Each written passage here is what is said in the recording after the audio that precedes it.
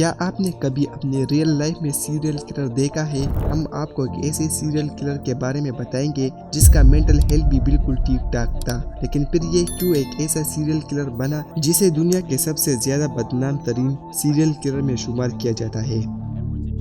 Alan mask نے $44 billion کے لیے پورا ہی ٹویٹر ہی خرید لیا، لیکن انہوں نے ٹویٹر کا بورڈ جوائن نہیں کیا۔ تیسرا ریزن جو ایلن ماسک سب سے چھپا رہا ہے، کیا ہے وہ؟ یہ پاور ایلن ماسک اپنے ہاتھ سے نہیں چھوڑنا چاہتے ہیں۔ یہ وہ صحافی ہے جس نے اپنے ملک کے مفاد پر خود کو قربان کر دیا۔ جان بچانے کے لیے اگر آپ کو ملک چھوڑنا پڑے تو اس کو ہجرت کہتے ہیں۔ کینیا پولیس کے بارے میں کہا جاتا ہے کہ یہ کرائے کے قاتل بھی ہے۔ چھپتا ہوا سوال جو کینیا کے میڈیا اٹھا رہا ہے، ان سوالوں کے جواب کینیا کے میڈیا اور پاکستانی میڈیا دونوں ڈھونڈ رہی ہے۔ پیوٹن نے دنیا کے ہر کونے تک ٹریول کیا ہوا ہے۔ وہ شخص جس پر کئی قاتلانہ حملوں کے وار ہوئے، وہ ٹریول کرتے وقت سکون کے 2 سانس کیسے لیتا ہوگا؟ پیوٹن کے سفر شروع ہونے سے ختم ہونے تک چھوٹی سی چھوٹی چیز بھی پری پلان ہوتی ہے۔ پیوٹن جب بھی ٹریول کرتے ہیں اس سٹائل سے کرتے ہیں اور لوگوں کو ان کا سٹائل بھی پسند آتا ہے۔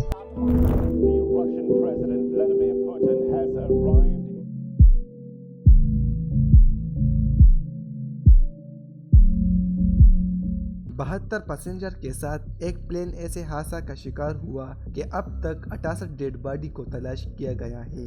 یہ واقعہ نیپال کے علاقے پوکھارا میں ہوئی۔ ATR-72 پلین نے کٹمنڈو سے پوکھارا کے لیے اڑان بھری تھی۔ اس پلین میں ٹوٹل 72 لوگ موجود تھے، جس میں 68 پیسنجر اور 4 کریو ممبر تھے۔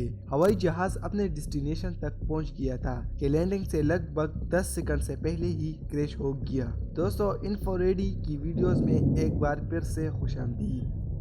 Line 691 crashed in the Himalayas with 72 people on board, and authorities say there are no survivors. This is the site where a Yeti Airlines flight carrying 72 people crashed in the Nepalese tourist town of Pokhara.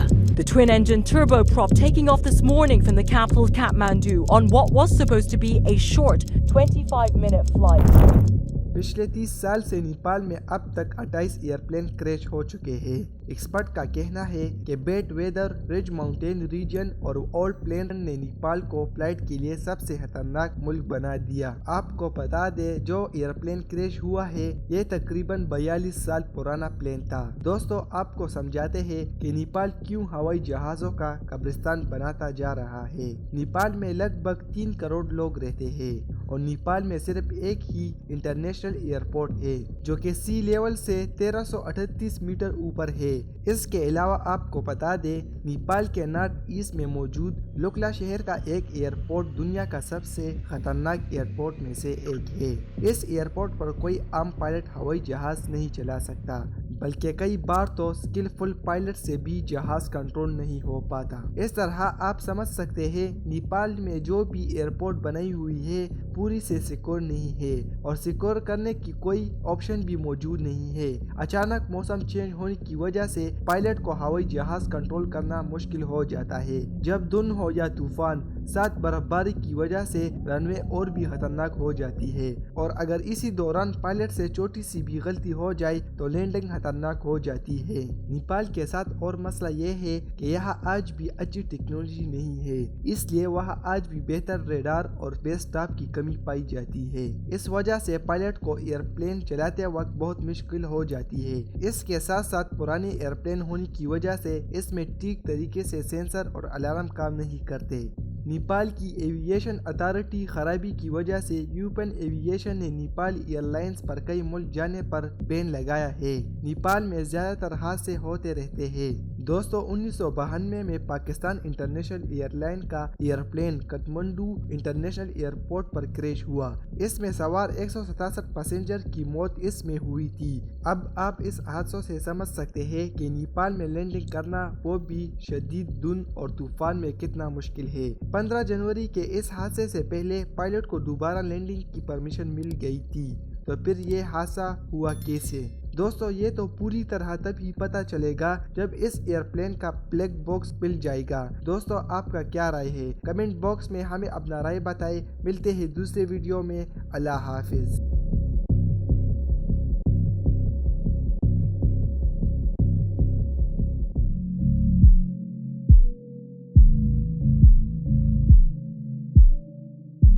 वक्त के गुजरते हमारे अर्थ की geography change हो रही है। Global warming की वजह से ओशंस का पानी बढ़ रहा है। इस बात में कोई शक नहीं कि आने वाले सालों में दुनिया के कई छोटे बड़े शहर पूरे पानी के अंदर होंगे। हमारे प्लेनेट का एवरेज टेम्परेचर दिन पर दिन बढ़ रहा है, जिसकी वजह से ग्लेशियर्स पिघल रहे हैं। दोस्तों, आप सबको पता होगा कि मालदीव एक जजीरे पर आबाद है और हर दिन समंदर के पानी में इजाफा हो रहा है। तो आप सब सोच रहे होंगे कि मालदीव आने वाले वक्त में समंदर के नीचे होगा, लेकिन ऐसा नहीं, क्योंकि मालदीव ने एक ऐसी सिटी बनाने का प्लान किया है जो आप सोच नहीं सकते। दोस्तों, इन्फो रेडी की वीडियोस में एक बार फिर से खुशामदीद। UN scientists are warning we are on course for devastating changes to our climate. Climate change is among the biggest problems we face in the modern world. How climate change is affecting our health and even our bodies. Fossil fuel इंसान के हाथ लगने के बाद से ocean के levels में ज्यादा से ज्यादा इजाफा हुआ। नेशनल एटमॉस्फेरिक एडमिनिस्ट्रेशन का कहना है कि अगर ऐसी स्पीड से ग्लोबल वार्मिंग बढ़ती रही और ग्लेशियर्स पिघलते रहे तो 2100 ईयर तक हमारे समंदरों में 2.5 मीटर्स लेवल तक बढ़ जाएगा और ये बहुत खतरनाक सिचुएशन की बात है। लेकिन आखिरकार मालदीव ने क्लाइमेट चेंज इम्पैक्ट से बचने के लिए एक फ्लोटिंग सिटी या तैरता हुआ शहर बनाने का प्लान तैयार किया है।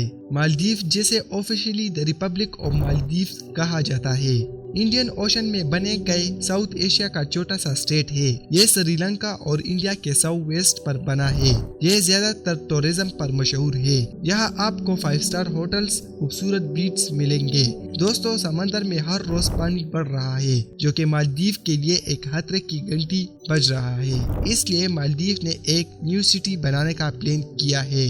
बात करते हैं फ्लोटिंग सिटी के बारे में। इस सिटी को हेक्सागन की शक्ल में बनाया जाएगा। दोस्तों, फ्लोटिंग सिटी मालदीव के बेसिक फीचर्स के इसके सभी हिस्से आपस में ब्रिज, कैनाल्स एंड डॉक्स के मदद से कनेक्ट होंगे। इसका कंस्ट्रक्शन पर काम शुरू हो चुका है। इसको अगले 5 सालों में मुकम्मल करने का कोशिश करेंगे। पूरी सिटी को एक स्मार्ट ग्रिड के जरिए बिजली सप्लाई की जाएगी। दोस्तों, उम्मीद है आज की वीडियो आप सबको अच्छी लगी होंगी। मिलते हैं दूसरी वीडियो में। अल्लाह हाफिज।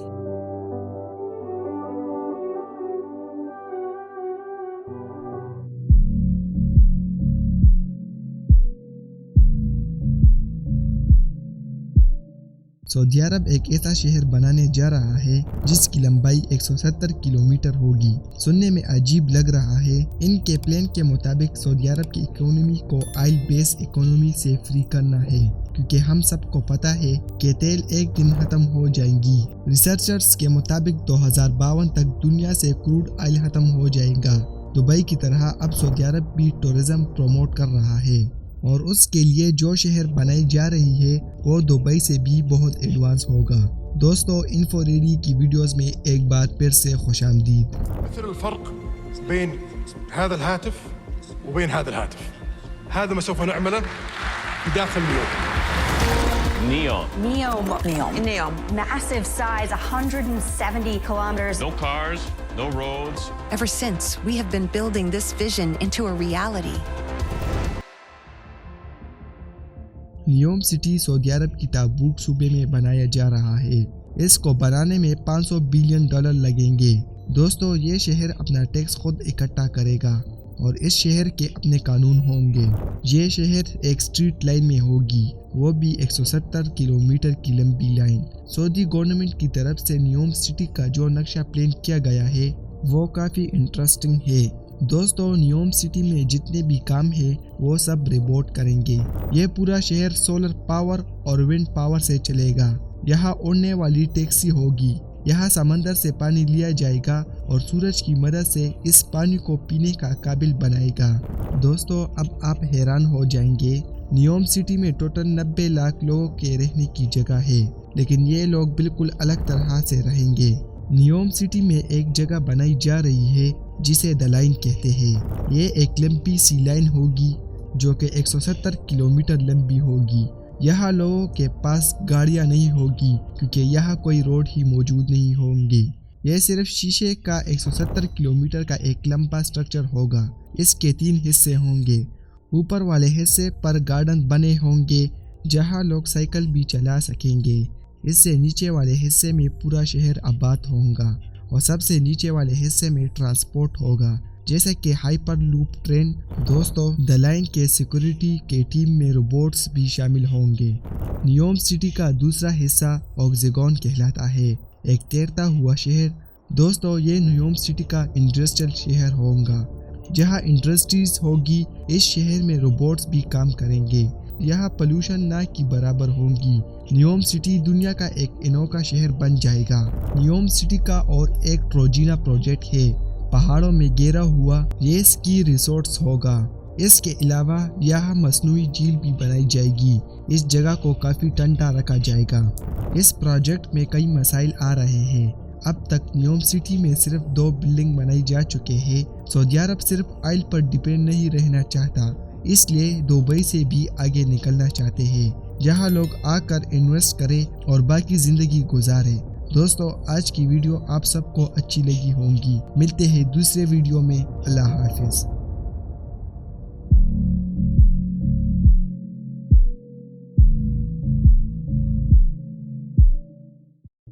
आज से करीब 4500 साल पहले इजिप्ट में एक ऐसा अजूबा बनाया गया जो आज के दिन भी लोगों को हैरान कर देता है, the great pyramid of Giza. दोस्तों, आज की वीडियो में हम पिरामिड के बारे में बताएंगे कि क्यों इसको बनाया गया और इसमें इस्तेमाल होने वाले पत्थर की वजन 6 मिलियन टन में बताया जाता है। सबसे हैरान की बात यह है कि इसको कैसा बनाया गया, क्योंकि 4000 पहले इतनी अच्छी टेक्नोलॉजी भी नहीं थी। दुनिया में इतने पुरानी चीज नहीं जो आज तक सर्वाइवल कर सके। दोस्तों, इन्फो रेडी की वीडियोस में एक बार फिर से खुशामदीद। Why were the pyramids built? Mainstream Egyptology says that the Great Pyramid of Giza is a tomb built for Khufu. There's no evidence that a mummy was ever there. The way the pyramid was built and the materials used to build it suggest it had a different purpose. The great pyramid of Giza को बनाया गया था 2560 BC में। Photo और video में देखोगे तो आपको दिखेगा ये अकेला पिरामिड्स नहीं है, इस जैसे देखने वाले और 2 पिरामिड्स भी है। इस तीनों में सबसे ऊंचा है the great pyramid of Giza, इससे छोटा है पिरामिड्स ऑफ काफ्रे और सबसे छोटा है पिरामिड्स ऑफ मेनकोरे। टोटल में बताया जाता है 118 पिरामिड्स है, अलग अलग शेप्स और साइजेस में। इसमें ज्यादातर पिरामिड्स टूट चुके हैं। सबसे अच्छे ये 3 पिरामिड्स है, specially the pyramids of Giza. क्या मकसद था इसको बनाने में, चले आपको बताते हैं। दोस्तों, इसको एक मकबरे के तौर पर बनाया गया था। इसमें यहाँ के किंग को दफनाया जाता था। एंशिएंट इजिप्शियन आफ्टर लाइफ पर यकीन रखते थे। इन लोगों का मानना था कि मरने के बाद जिंदगी खत्म नहीं होती, इसलिए आफ्टर लाइफ के लिए प्रिपेयर होने के लिए ये लोग अपने लिए खाना, खजाना सब कुछ पिरामिड के अंदर रखते थे कि आफ्टर लाइफ काम आएंगे। इनके मरने के बाद इनके बॉडी को मेमिफाई किया जाता और वुडन कॉफन में रख दिया जाता था। दोस्तों, आप सब सोच रहे होंगे कि इस पिरामिड को बनाया कैसे गया। पिरामिड्स को टोटल 20 सालों में बनाया गया। फिल्मों में अक्सर दिखाया जाता है कि इन पिरामिड को बनाते वक्त स्लेव लेबर को इस्तेमाल किया गया। काफी टाइम लोगों को ये लग रहा था कि पिरामिड्स को स्लेव लेबर ने ही बनाया है, लेकिन आज की दिन हम जानते हैं कि ऐसा बिल्कुल नहीं था। जो लोग इस पिरामिड को बनाने का काम कर रहे थे वो हाईली स्किल्ड लेबर थे। करीब 20 से 30 हजार वर्कर्स लगे इसकी कंस्ट्रक्शन में, जिन्होंने 10-10 घंटे दिन में काम किया इस ग्रेट पिरामिड ऑफ गीज़ा को बनाने में। कंस्ट्रक्शन मटेरियल की बात करी जाए तो करीबन 5.5 टन लाइमस्टोन, 8000 ग्रेनाइट और 5 लाख टन मोर्टार का इस्तेमाल किया गया। साल 2015 में आर्कोलॉजिस्ट एक टीम ने 4000 साल पुराना वुडन रैम अनकवर किया। स्कॉलर ने कहा इस तरीका का रैम बनाया गया उस वक्त, जो कि एक स्ट्रीट स्लोप था। ग्राउंड से लेकर टॉप तक इस स्लोप को धक्का मारने के लिए उन्होंने एक सिस्टम यूज किया जहां पर उन्होंने लकड़ी के डंडे गाड़ दिए। इसके आसपास फिर उन्होंने रस्सियों का इस्तेमाल किया उन डंडों के अराउंड उस पत्थर को ऊपर खींचने के लिए। इसके अलावा एक दूसरी थ्योरी कहती है कि इन्होंने एक लीवर का सिस्टम इस्तेमाल किया होगा पत्थर को एक के एक ऊपर रखने के लिए। ये दोनों थ्योरी सुनने में अच्छी लगती है लेकिन पूरी तरीके से एक्सप्लेन नहीं करते कि हकीकत में क्या हुआ था इधर। क्या आप जानते हैं कि इस पिरामिड को इस तरीके से डिजाइन किया गया है? इनकी चारों direction north, east, south, waste में एग्जैक्टली पॉइंट कर रही है। लोग कहते हैं कि पिरामिड्स को एलियन ने बनाई है क्योंकि ये पॉसिबल ही नहीं है कि ये इंसानों ने ही किया होगा। दोस्तों, ये थी आज की वीडियो। आप लोगों को कैसी लगी हमें कमेंट बॉक्स में अपना राय दें। मिलते हैं दूसरे वीडियो में। अल्लाह हाफिज।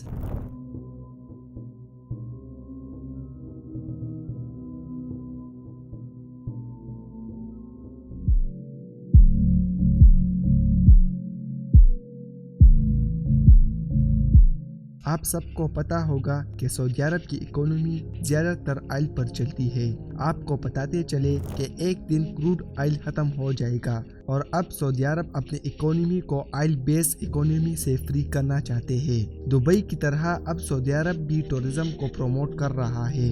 दोस्तों, आज की इस वीडियो में आपको सऊदी अरब के आने वाले $5 बिलियन के प्रोजेक्ट के बारे में बताएंगे। आप देखकर हैरान हो जाएंगे।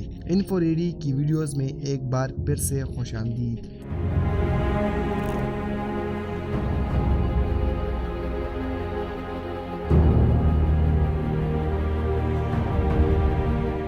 सऊदी अरब कहता है सियाहत की दुनिया में अगर इनकलाब लाना है तो ज़ाहिरी बात है कि ऐसा अनोखा करना होगा जिसे दुनिया देखकर हैरान हो जाए। जब वो बन जाए तो लोग दौड़ कर आए। सऊदी अरब ने एक ऐसे मंसूबा का ऐलान कर दिया है।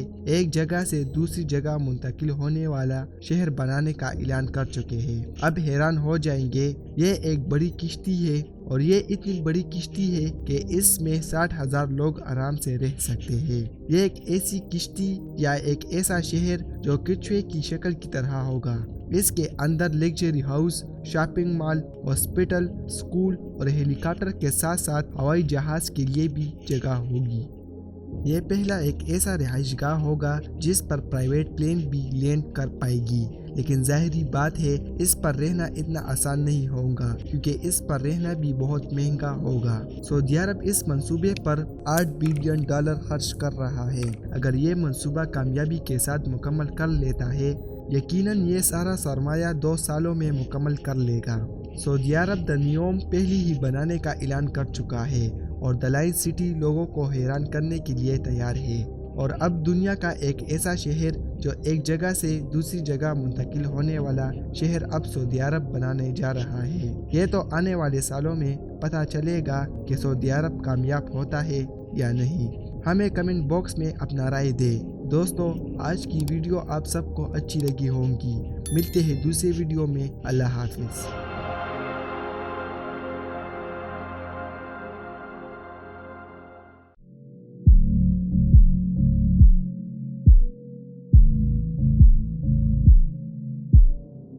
बरमूदा ट्रायंगल दुनिया में एक ऐसी जगह है जो आज तक एक मिस्ट्री बनी हुई है। बरमूदा ट्रायंगल में तकरीबन 50 बहरी जहाज, 20 हवाई जहाज और हजारों लोग यहाँ गायब हो चुके हैं। दोस्तों, आज की वीडियो में हम आपको बरमूदा ट्रायंगल के बारे में बताएंगे। इन्फो रेडी की वीडियोस में एक बार फिर से खुशामदीद। The Bermuda Triangle is a section of the Atlantic Ocean roughly bounded by Miami, Bermuda, and Puerto Rico, where dozens of ships and airplanes have disappeared.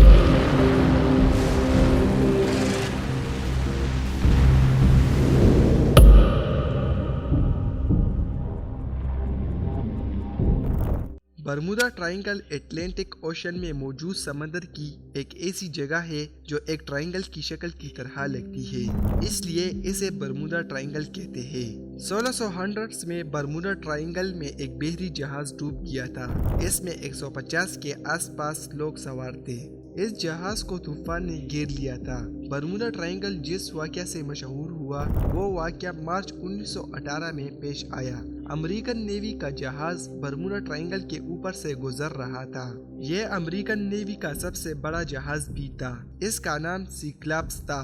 اس جہاز میں 306 لوگ سوار تھے۔ اس جہاز سے آخری پیغام یہ ملا تھا کہ سب کچھ ٹھیک ہے، موسم بھی ٹھیک ہے، لیکن پھر یہ جہاز برمودا ٹرائنگل میں غائب ہو گیا اور ابھی تک اس کا کوئی پتہ نہیں، نہ ہی اس کا ملبہ ملا۔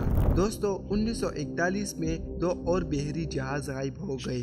دوستو 5 دسمبر 1945 کو امریکی کے 5 جہاز برمودا ٹرائنگل کے اوپر سے گزر رہے تھے۔ یہ جہاز ٹریننگ کر رہے تھے۔ یہ جہاز برمودا ٹرائنگل سے غائب ہو گئے۔ یہ کہاں گئے کسی کو پتہ نہیں تھا۔ دوستو ایک اور جہاز جو ان جہازوں کو ڈھونڈنے کے لیے گیا تھا یہ بھی یہاں سے غائب ہو گیا۔ دوستو یہ جہاز ایک فلائی بوٹ تھا جو سمندر پر بھی اتر سکتا تھا۔ اس جہاز میں 13 لوگ تھے لیکن اس جہاز کا بھی پتہ نہیں چلا۔ اس طرح 1948 میں اور 2 جہاز غائب ہو گئے۔ ان واقعات سے سمندر کی یہ جگہ برمودا ٹرائنگل لوگوں میں مشہور ہوئی۔ 1964 میں اس جگہ کو برمودا ٹرائنگل کا نام دیا گیا۔ برمودا ٹرائنگل کے بارے میں لوگوں نے کئی باتیں بنائی کہ یہاں ایلینز ہے، یہ سمندر میں مونسٹر ہے جو بحری جہاز کو پکڑ لیتے ہیں۔ دوستو اب آپ کو بتاتے ہیں برمودا ٹرائنگل میں کیا ہو سکتا ہے۔ دوستو پہلی وجہ یہ ہے کہ یہاں سمندر کے اس حصے میں موجود میتین گیس ہے۔ سائنٹسٹ کے مطابق میتین گیس کی وجہ سے سمندر میں دھماکے ہوتے ہیں جس کی وجہ سے یہ ہوائی جہازوں کو اپنی طرف کھینچ لیتی ہے۔ یہ میتین گیس کی وجہ سے سمندر میں ببلز بننا شروع ہو جاتا ہے۔ اس ببل کی وجہ سے بحری جہاز سمندر میں ڈوب جاتے ہیں۔ برمودا ٹرائنگل سمندر کا ایک نارمل سا حصہ ہے۔ دوستو سمندر کے اس حصے میں طوفان بہت آتے ہیں جس کی وجہ سے یہاں بحری جہاز ڈوب جاتے ہیں۔ دوستو 60 سالوں میں ابھی تک کوئی جہاز برمودا ٹرائنگل میں غائب نہیں ہوا۔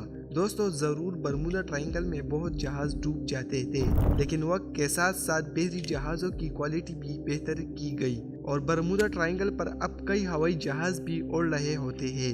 دوستو برمودا ٹرائنگل بہت بڑی جگہ ہے اور اس کے آس پاس کوئی بھی جہاز لاپتہ ہو جاتا تھا اس کا ذمہ دار برمودا ٹرائنگل کو کہا جاتا تھا۔ اگر ایسا کچھ ہوتا تو آج بھی بحری اور ہوائی جہاز غائب ہوتے۔ دوستو امید ہے آج کی ویڈیو آپ سب کو اچھی لگی ہوں گی۔ ملتے ہیں دوسرے ویڈیو میں۔ اللہ حافظ۔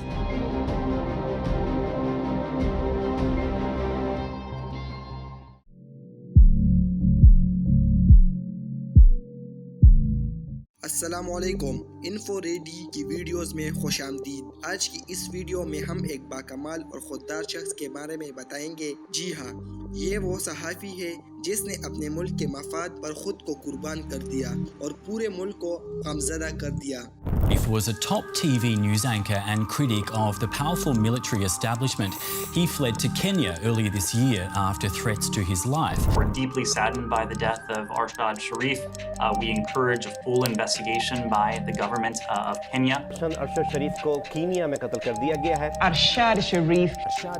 Opinion: the future of journalism is not really secure in Pakistan. فوجی خاندان میں پیدا ہونے والے ارشد شریف 22 فروری 1973 کو سندھ کراچی میں پیدا ہوئے۔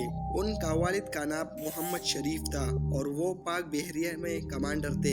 انہوں نے اپنے صحافتی کیریئر کا آغاز 1973 میں ایک فری لانسر کے طور پر کیا جب وہ طالب علم تھے۔ ارشد شریف نے قائد اعظم یونیورسٹی اسلام آباد سے پبلک ایڈمنسٹریشن میں MSc کیا اور UK سے میڈیا اسٹڈیز میں ماسٹر کی ڈگری حاصل کی۔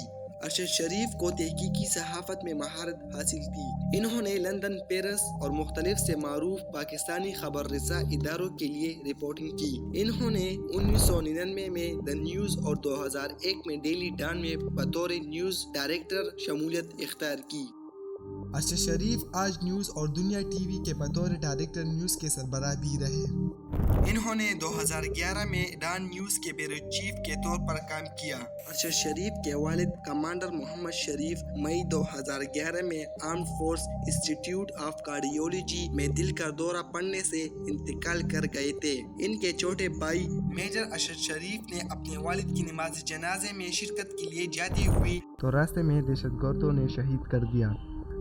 کمانڈر محمد شریف اور میجر ارشد شریف کو قبرستان میں پوری فوجی اعزاز کے ساتھ سپردحق کر دیا گیا۔ انہوں نے 2014 میں ایروان نیوز پر اپنا مشہور پروگرام پاور پلے شروع کیا۔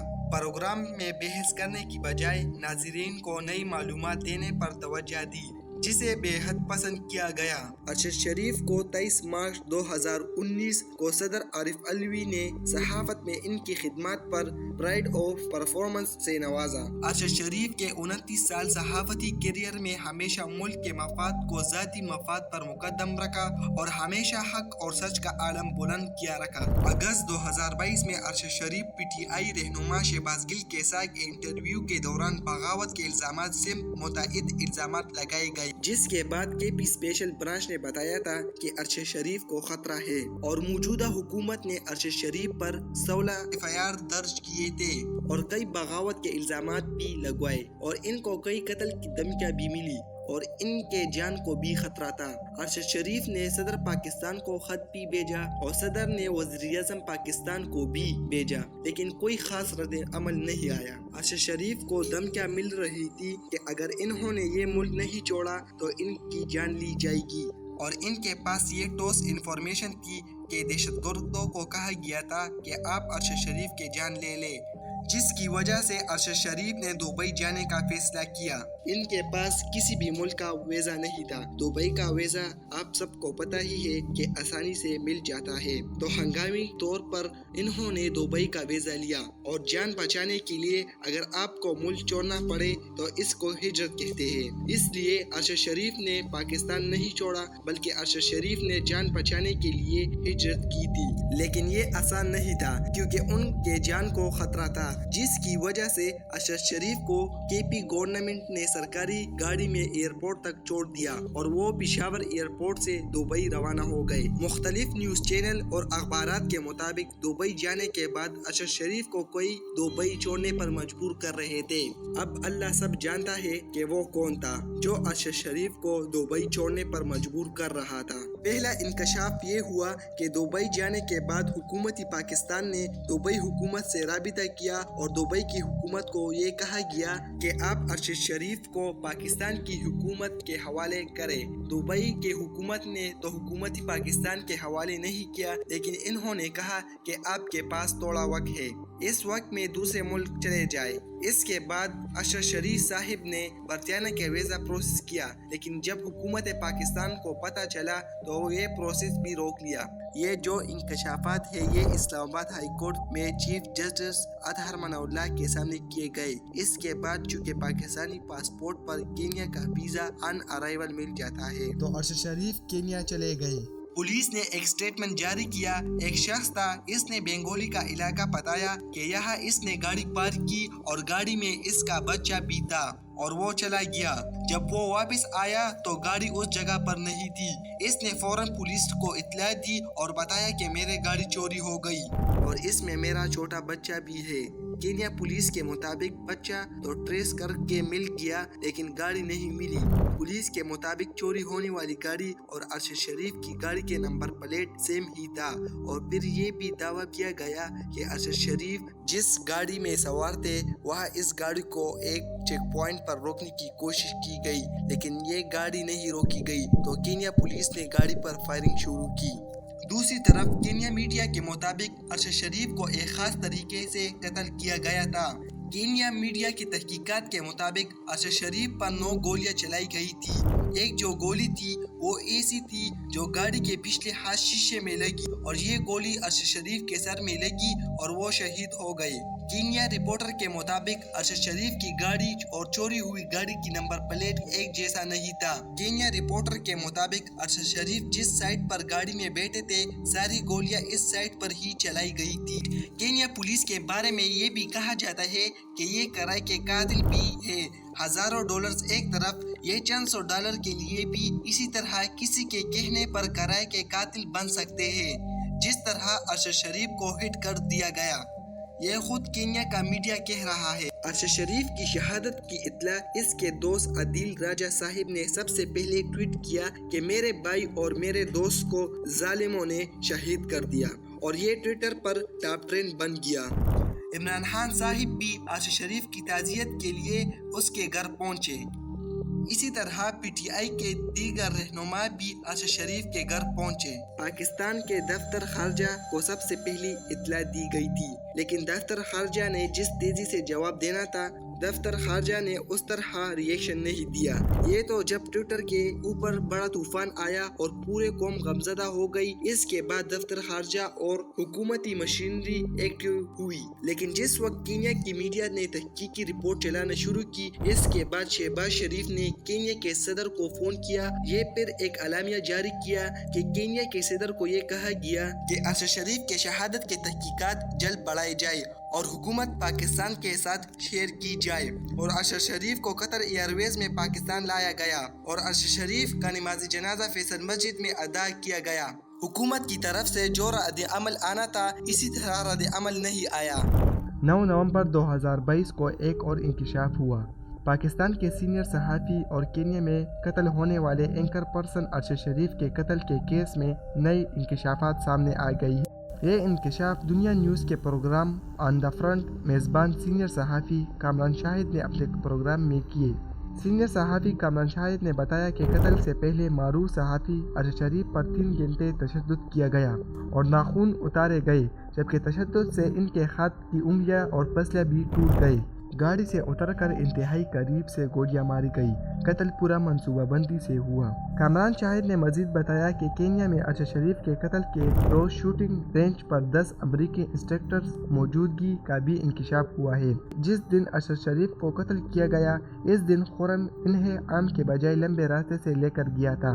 آن دا فرنٹ میں مزید انکشاف ہوا کہ خورم عام طور پر شوٹنگ رینج والی سڑک استعمال کیا کرتا تھا، لیکن اس رات اس نے عام راستے کے بجائے ہائی وے والا راستہ دور ہونے کے باوجود استعمال کیا۔ تفتیش میں بھی ٹھیک سے تعاون نہیں کیا گیا۔ پاکستانی تفتیش کاروں نے رینج پر موجود افراد سے متعلق پوچھا، لیکن کینیا کے حکام نے معلومات نہیں دی۔ کامران شاہد نے انکشاف کیا کہ جہاں عرش شریف کو قتل کیا گیا، وہاں 10 امریکی انسٹرکٹر بھی موجود تھے۔ عرش شریف نے 22 اور 23 اکتوبر کو امریکی انسٹرکٹر اور دیگر کے ساتھ ڈنر بھی کیا تھا۔ وقت کے فرعون کی طرف سے 22 کروڑ پاکستانیوں کو پیغام دیا گیا کہ سچ لکھو گے تو انگلیاں توڑی جائے گی، جسم میں کیل ٹوکی جائے گی، سر میں گولیاں ماری جائے گی۔ چھپتا ہوا سوال جو کینیا کی میڈیا اٹھا رہا ہے کہ یہ کیسا ہو سکتا ہے کہ 9 گولیاں فائر ہوئی ہے، ایک ہی سائٹ پر فائر کی ہے۔ پولیس نے 35 سیکنڈ میں 9 گولیاں ماری اور وہ بھی صرف عرش شریف ہی اس میں شہید ہوئے۔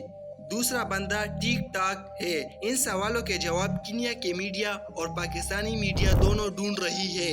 دوستو، اگر ویڈیو سے کوئی معلومات ملی ہے تو ہمارے انفو ریڈی چینل کو سبسکرائب کریں اور بیل نوٹیفیکیشن کو آن کریں تاکہ آپ کو ویڈیو ٹائم پر ملتے رہے۔ اللہ حافظ۔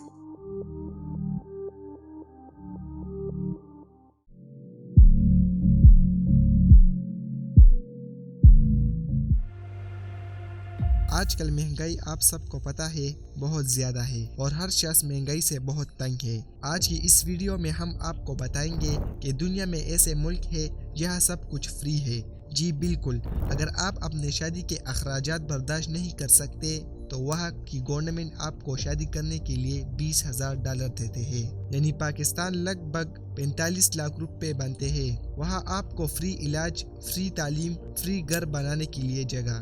دوستو، انفو ریڈی کی ویڈیوز میں ایک بار پھر سے خوش آمدید۔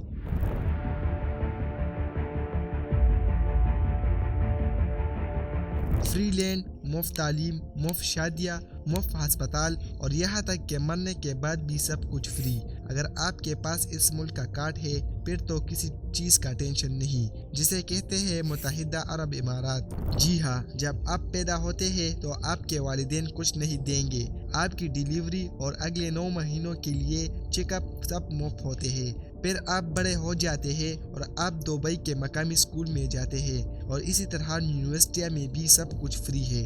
یہاں تک کہ آپ اگر دوسرے ملک میں تعلیم کے لیے جاتے ہیں وہاں بھی آپ کا سب کچھ فری ہوتا ہے، کیونکہ دبئی گورنمنٹ آپ کو ڈگری حاصل کرنے کے لیے سب فیس خود ادا کریں گی۔ پھر آپ پر شادی کا وقت آ جاتا ہے۔ اگر آپ شادی کے اخراجات برداشت نہیں کر سکتے تو آپ کو شادی کرنے کے لیے $20,000 ملتے ہیں۔ اور شادی کے بعد دبئی کے ہر مقامی خاندان کو فری لینڈ بھی ملتا ہے۔ اور اگر آپ کے پاس پیسے نہیں ہے گھر بنانے کے لیے تو پریشانی کی بات نہیں، کیونکہ وہ بھی آپ کو وہاں کی گورنمنٹ آسانی سے دے دے گی۔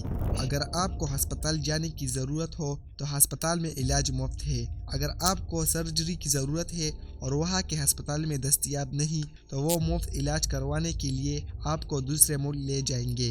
جب آپ سینئر سٹیزن بن جاتے ہیں تو آپ کو بہت سے رعایت اور ملتے ہیں، جیسے آپ اگر گھر میں اکیلے ہو اور آپ سب کچھ نہیں کر سکتے، مثلا صفائی، کھانا پکانا، کپڑے دھونا اور جتنے کام بھی ہے، تو دبئی کی گورنمنٹ آپ کے دیکھ بھال کے لیے ایک نوکر بھی بھیجے گا۔ اس کے علاوہ جب آپ مر جائیں گے تو دبئی میں آپ کے جنازہ کا بھی خیال رکھا جائے گا، اور دبئی آپ کی موت کے 5 گھنٹے کے اندر آپ کے گھر کے پاس ایک مکمل خیمہ بنائے گا، وہ بھی ایئر کنڈیشن والا، تاکہ آپ کے دوست آ کر آپ کو الوداع کہہ سکے۔ حکومت کا مقصد لوگوں کا خیال رکھنا ہے۔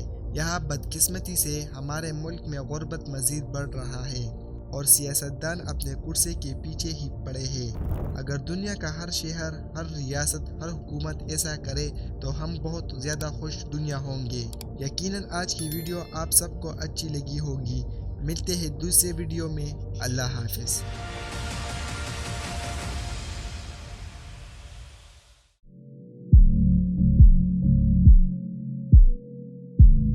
ڈارک ویب کے بارے میں آپ لوگوں نے تھوڑا بہت سنا ہوگا۔ دوستو، ڈارک ویب انٹرنیٹ کا وہ حصہ ہے جو ہم سے چھپا ہوا ہے، ایک ایسی خوفناک دنیا جہاں ہر وہ ہولناک کام ہوتا ہے جس کو سوچ کر ہی انسان کی روح کانپ جائے۔ دوستو، آج کی ویڈیو میں ہم آپ کو ڈارک ویب کے بارے میں بتائیں گے، لیکن اس سے پہلے میں آپ کو بتا دوں کہ میں خود ڈارک ویب میں کبھی نہیں گیا۔ جو معلومات آپ لوگوں کو دوں گا میں نے انٹرنیٹ پر ہی ریسرچ کی ہے۔ دوستو، ڈارک ویب پر کبھی بھی جانے کی کوشش نہ کریں، کیونکہ اس سے آپ کا سسٹم جیسا کہ کمپیوٹر یا موبائل وغیرہ ہیک ہو سکتا ہے۔ ڈارک ویب پر بہت لوگوں کی زندگیاں تباہ ہو چکی ہے۔ آپ بھی ڈارک ویب سے دور رہے۔ یہ صرف ایک ایڈوکیشنل ویڈیو ہے۔ دوستو، انفو ریڈی کی ویڈیوز میں ایک بار پھر سے خوش آمدید۔ Man being forced to drink soup, or the so-called red room. Red room کے اندر کوئی ایک بار چلا گیا تو وہاں سے کبھی باہر نہیں آتا۔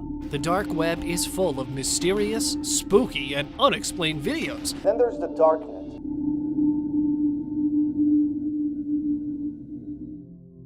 دوستو، جو انٹرنیٹ ہم استعمال کرتے ہیں اسے سرفیس ویب کہتے ہیں، لیکن یہ انٹرنیٹ کا ایک چھوٹا سا حصہ ہے۔ انٹرنیٹ کا دوسرا حصہ جسے ڈیپ ویب کہتے ہیں، جہاں آپ سرچ انجن کے ذریعے پہنچ نہیں سکتے۔ ڈارک ویب بھی ڈیپ ویب کا ایک حصہ ہے۔ ڈارک ویب پر پہنچنے کے لیے آپ کو ایک خاص براؤزر اور وی پی این کی ضرورت ہوتی ہے۔ دوستو، 2009 میں ڈارک ویب سامنے آیا تھا۔ اس کو کس نے بنایا کوئی صحیح سے نہیں جانتا۔ بات کرتے ہیں ڈارک ویب کے اندر کیا کچھ ہوتا ہے۔ دوستو، ڈارک ویب پر بہت بڑے ہیکرز مل جائیں گے جو ہر اللیگل کام کرتے ہیں۔ یہ social media accounts, computer, mobile phone, email address, password اور ایسے بہت سے چیزیں ہیک کرتے ہیں۔ ڈارک ویب پر بہت اسکیم ہوتے ہیں۔ ڈارک ویب پر زیادہ تر بٹ کوائنز میں پیمنٹ کی جاتی ہے۔ ڈارک ویب پر چوری ہوئی کریڈٹ کارڈ بھی بک رہے ہوتے ہیں۔ دوستو، dark web per jelly I D بھی بکتے ہیں۔ یہاں امریکہ کے سارے اسٹیٹ کے ڈرائیونگ لائسنس بھی ملتے ہیں۔ اور سب سے خطرناک چیز جو ڈارک ویب پر ہوتی ہے وہ یہ یہاں پر وائلنٹ ویڈیوز ہوتی ہے۔ یہاں ایسی ویڈیو موجود ہوتی ہے جسے عام انسان دیکھ ہی نہیں سکتا۔ یہ بہت ڈسٹربنگ ویڈیوز ہوتی ہے، جیسا کہ کسی انسان یا جانور پر تشدد کی ویڈیو۔ ڈارک ویب پر ایک اور ڈسٹربنگ چیز ہیومن لیدر کمپنی ہے۔ دوستو، یہاں انسان کا چمڑا بھیجا جاتا ہے۔ دوستو، ڈارک ویب کی اور ایک خوفناک چیز ریڈ روم ہے۔ مشہور یہ ہے کہ یہاں لوگوں کو ٹارچر کیا جاتا ہے اور ان کی لائیو ویڈیوز ڈارک ویب پر بیٹھے لوگ پیسے دیکھ کر دیکھ رہے ہوتے ہیں، لیکن دوستو اس کا کوئی ٹھوس ثبوت موجود نہیں ہے۔ ڈارک ویب پر انسانوں کو ٹارچر کیا جاتا ہے۔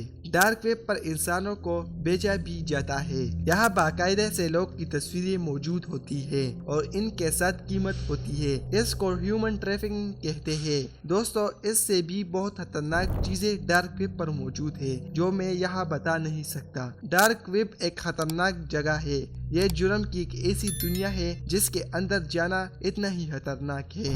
دوستو امید ہے آج کی ویڈیو سے آپ لوگوں نے کچھ سیکھا ہوگا۔ ملتے ہیں دوسرے ویڈیو میں، اللہ حافظ۔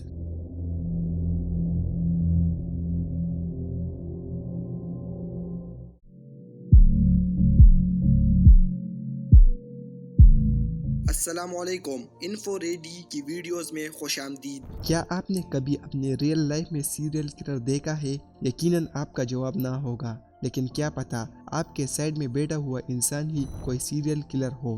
آج کی اس ویڈیو میں ہم آپ کو ایک ایسے سیریل کلر کے بارے میں بتائیں گے جس کا مینٹل ہیلتھ بھی بالکل ٹھیک ٹھاک تھا، لیکن پھر یہ کیوں ایک ایسا سیریل کلر بنا جسے دنیا کے سب سے زیادہ بدنام ترین سیریل کلر میں شمار کیا جاتا ہے۔ 31-year-old man who admitted to killing victims in his apartment, then dismembering their bodies, may have murdered up to 17 people. People were shocked.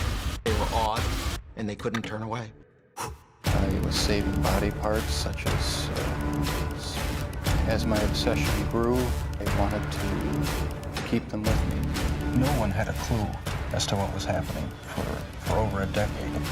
If you were out on the street now, would you still be committing the crimes? Probably.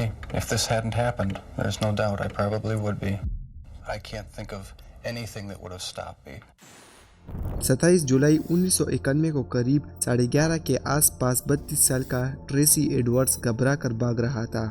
اس نے راستے پر ہی 2 police والے کو روکا اور اپنے ہاتھ میں لگائی ہتھکڑیوں کو دکھانے لگا اور ان کو اتارنے کی مدد مانگنے لگا۔ ٹریسی نے بتایا کہ تھوڑی دیر پہلے ایک عجیب آدمی نے اسے کوئی نشیلی چیز دیکھ کر بے ہوش کرنے کی کوشش کی اور چاقو دے کر دھمکایا بھی۔ پولیس والوں نے اس کے ہتھکڑیوں کو کھولنے کی کوشش کی لیکن وہ کھلی نہیں۔ پھر ٹریسی نے ان پولیس والوں کو وہاں جس جگہ سے وہ بھاگا تھا اس بلڈنگ کا راستہ بتایا۔ وہاں کے فلیٹ نمبر 213 میں ایک جوان لڑکا رہتا تھا جس کا نام تھا جیفری ڈیمر۔ پولیس نے مان لیا کہ ٹریسی کو ہتھکڑیاں اس نے ہی لگائی تھی اور ہتھکڑیاں کھولنے کے لیے چابی ڈھونڈنے لگا، لیکن ٹریسی نے پولیس کو چاقو کے بارے میں بھی بتایا تھا۔ پولیس والوں نے جیفری ڈیمر کو ایک جگہ کھڑے رہنے کو بولا اور اس کے بیڈ روم کی تلاشی لینا شروع کیا۔ وہاں ایک آفیسر کو بیڈ کے نیچے ایک بڑا چاقو ملا، لیکن اسی کے ساتھ اسے ملے کچھ تصویریں۔ پولیس آفیسر نے تصویریں اٹھا کر دوسرے دوست کو دکھائی اور انہیں دیکھ کر بولا شاید یہ تصویریں سچ ہے۔ اس تصویریں میں انسانوں کے باڈی پارٹس کو الگ کیا تھا اور سبھی تصویریں اس ہی فلیٹ میں لگے تھے۔ ان پولیس آفیسر نے جیفری ڈیمر کو اسی وقت گرفتار کیا۔ جیفری نے بعد میں سبھی گناہ قبولے، لیکن جیفری ڈیمر کی پوری کہانی کئی زیادہ خوفناک تھی۔ 18 جون 1978 کے دن جیفری ڈیمر شراب کی دکان سے گھر لوٹ رہا تھا۔ اسے راستے میں ایک جوان لڑکا دیکھا۔ وہ لڑکا تھا 18 سال کا سٹیون ہیکس، جو ایک کنسرٹ کے لیے جا رہا تھا۔ جیفری نے کار روک لی اور سٹیون کو اپنے گھر میں شراب پینے کے لیے منایا۔ سٹیون مان گیا۔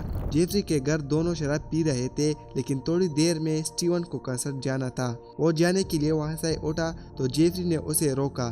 سٹیون نے ویسے ہی جیفری کو دھکا دے دیا۔ غصے میں آ کر جیفری ڈیمر نے وہاں بڑا 5 کلو کا ڈمبل اٹھایا اور سٹیون کے سر میں مار دیا۔ سٹیون وہی مر گیا۔ جیفری کو یقین نہیں ہو رہا تھا کہ اس نے واقعی کسی کی جان لے لی۔ جیفری ڈیمر نے اس کا ریپ کیا اور پھر کئی گھنٹوں سٹیون کے باڈی کے ٹکڑے کیے۔ جیفری ڈیمر نے سٹیون کے باڈی کے کچھ پارٹس گھر کے زمین میں دفنائے۔ گرمیوں کے موسم میں جیفری نے سٹیون کے باڈی کے کچھ پارٹس نکالے اور اس کو پیس دیا۔ جیفری کو اب پتا چلا کہ وہ کسی کا بھی مرڈر کر سکتا ہے اور اس کا ثبوت مٹا سکتا ہے، اور اب وہ روکنے والا نہیں تھا۔ جیفری کے والد اس کو بہت شرارتی سمجھتے تھے۔ انہوں نے اسے اوہائیو اسٹیٹ یونیورسٹی میں ایڈمیشن لینے بولا، لیکن شراب کے زیادہ پینے کی وجہ سے اسی سال ہی ادھر سے نکال دیا۔ پھر جیفری نے US آرمی جوائن کیا، لیکن ادھر بھی شراب کی وجہ سے نکال دیا۔ بعد میں پتہ چلا کہ جب جیفری US آرمی میں تھا تب اس نے 2 سپاہیوں کو نشہ کر کے ان کا ریپ کیا۔ اس کے بعد 1981 میں جیفری ڈیمر اپنی دادی کے ساتھ رہنے لگا۔ بہت سال جیفری نے اپنے غلط کاموں پر قابو کرنے کی کوشش کی تھی۔ وہ عام زندگی گزار رہا تھا اور جیفری چاکلیٹ کی فیکٹری میں کام کر رہا تھا اور ہر سنڈے اپنی دادی کے ساتھ چرچ جایا کرتا تھا، لیکن ایک اچھا لڑکا رہنا اس کے لیے مشکل ہو گیا اور اس نے کئی لڑکوں کا ریپ کیا تھا اور کچھ بچوں کے ساتھ بھی ریپ کیا تھا۔ لیکن 1987 میں جیفری کو لگا کہ اس نے کوئی ٹھوس قدم اٹھانے چاہیے۔ 20 नवंबर 1987 को जेफरी एक स्टीफन टोमी से मिला। जेफरी ने इसे घर आने की दावत दी। इन्होंने बहुत शराब पी। जब दूसरे दिन जेफरी डेमर उठा तो स्टीफन टोमी मर चुका था। उसके ऊपर पीटने के और गले कोड़ने के निशान थे। जेफरी घबरा गया। थोड़ी देर बाद जेफरी ने स्टीफन टोमी के बॉडी को एक बड़े शूकेस में डाला और दादी के घर ले गया। वहाँ उसने स्टीफन के टुकड़े की और इसने स्टीफन के जिस्म से हाथ और सर अलग कर दिया। उसके पहले शिकार को मरे हुए 9 साल हो चुके थे, लेकिन अब इसने काफ़ी लोगों को अपने शिकार बनाना शुरू कर दिया। वो लड़कों को पार्टी शराब की लालच देकर दादी के घर ले जाता था, लेकिन इनको क्या पता था कि वो किसी खौफनाक घर में कदम रखने जा रहे हैं। जेफरी को नशे में लड़कों के रेप और फिर मर्डर करना बोर लगा रहा था। उसे कुछ अलग करना था। वो अपने शिकार के कपड़े उनके फोटो निकालने के बाद जमा कर रखा था। कई लड़कों का मांस भी जेफरी खा चुका था। 1990 में जेफरी ने अपनी दादी का घर छोड़ा और एक फ्लैट में जाकर रहने लगा। वो फ्लैट नंबर 213 एक खौफनाक जगह बनने वाली थी। 1991 के गर्मियों में जेफरी ने करीब हर हफ्ता एक इंसान की जान ली। जेफरी का ये खूनी खेल बहुत पहले ही बंद हो जाता, क्योंकि 27 मई 1991 को 14 साल का कोरोनिक बिना कपड़ों का खून से भरा अपने जान बचाकर भाग रहा था। वहाँ वो पुलिस के सामने आ गया तो जेफरी डेमर ने पुलिस को कहा कि ये मेरा दोस्त है, और पुलिस ने उसके बात भी मान ली और कोरोनिक को वापस जेफरी के पास भी भेजा। पुलिस को थोड़ा भी पता नहीं था कि इन्होंने कत्ल करने के लिए एक खूनी की मदद की है, लेकिन ट्रेसी एडवर्ड्स का नसीब अच्छा था। 27 जुलाई 1991 को जेफरी ने ट्रेसी को $100 देकर घर लाया, लेकिन घर आते ही जेफरी ने ट्रेसी पर हमला किया और उसे हथकड़ियाँ लगाने की कोशिश करने लगा, लेकिन वो नाकाम रहा। ट्रेसी ने जेफरी के मुंह पर एक मुक्का मारा और पेट पे लात मारी और फिर दरवाज़ा खोलकर भाग गया। उसने खुद को जेफरी का 18वां शिकार बनाने से बचा लिया था और जेफरी के खूनी खेल को भी बंद कर दिया। जेफरी डेमर को गिरफ्तार करने के बाद उसके फ्लैट की जांचबीन की गई। इसमें इन्हें फ्रिज में एक सर मिला, 3 सर फ्रीजर में थे, कुछ खोपड़ियों को और लंग्स को एक बर्तन में रखा गया था और उसी के साथ थे सब ही शिकार होने वाले लड़कों की तस्वीरें। जेफरी ने अपने गुनाह कबूल किया और कुल 17 लड़कों को मारने का जुर्म भी। जनवरी 1992 में जब जेफरी डेमर का कोर्ट में केस शुरू हुआ, तब एक सवाल सबको था कि क्या जेफरी डेमर ज़हनी तौर पर ठीक नहीं है, लेकिन बाद में सब पता चला कि जेफरी ने ये खून फुल होश आवाज़ में किए थे और उसे पता था जो वो कर रहा है वो सब गलत है। 1 मई 1992 को जेफरी ने कोर्ट से मौत की सज़ा मांगी थी, लेकिन उसे नहीं मिली। जेल में जाकर उसने बाइबल पढ़ना शुरू कर दिया।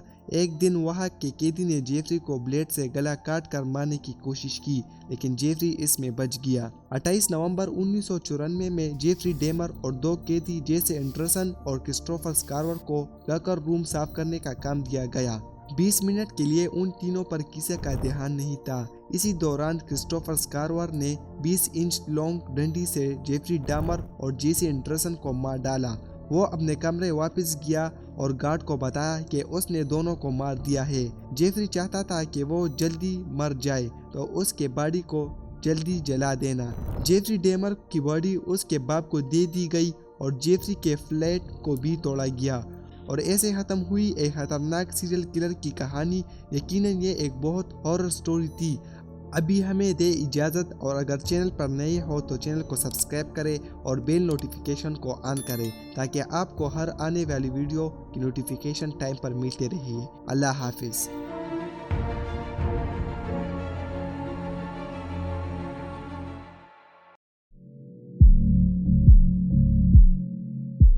आप जिस लड़के को देख रहे हैं ये अपने बैंक का CEO है।